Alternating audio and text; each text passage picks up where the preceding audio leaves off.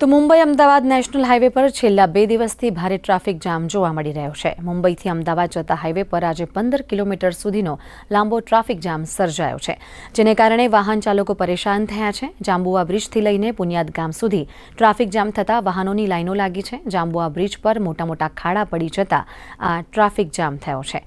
જો કે આ ખાડાઓને પૂરવાની કામગીરી હજુ સુધી શરૂ થઈ નથી। આ વિશે વધુ માહિતી આપશે અમારા સંવાદદાતા સંજય પાગેજી। સંજય, જે રીતે આ ટ્રાફિક જામ સર્જાયો છે અને જે પ્રકારની માહિતી છે એ પ્રકારે મોટા ખાડાઓ પડી જવાથી આ ટ્રાફિક જામ સર્જાયો છે, તો શું છે વધુ અપડેટ આને લઈને? જી, વાત કરીએ તો વડોદરા જે મુંબઈથી અમદાવાદનો માર્ગ રાષ્ટ્રીય ધોરીમાર્ગ છે 48 નંબરનો, એના પર જે કરજણ પછી જે પુનિયાદ ગામને આવે છે ત્યાંથી વડોદરાનો જાંબા બ્રિજ છે એ વચ્ચેનો રસ્તો છે, ત્યાં ટ્રાફિક જામના દ્રશ્યો ગઈકાલે બંને તરફ હતા।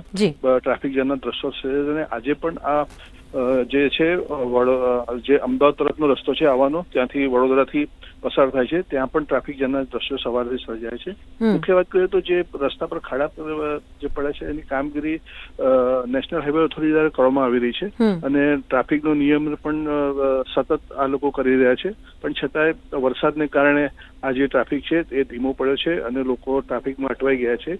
4-4, 5-5 કલાક, 1-2 કિલોમીટર, 5-6 કિલોમીટર કાપતા 4-4 કલાક લાગી રહ્યા છે। એટલે આ રીતે જે વાહન ચાલકો છે એ ટ્રાફિક જામને કારણે અટવાયેલા છે। જી બિલકુલ, જે પ્રકારના દ્રશ્યો મળી રહ્યા છે એ પ્રકારે તો જોઈ શકાય કે ઘણો બધો ટ્રાફિક જામ જોવા મળી રહ્યો છે। સમગ્ર માહિતી આપવા બદલ આપનો આભાર।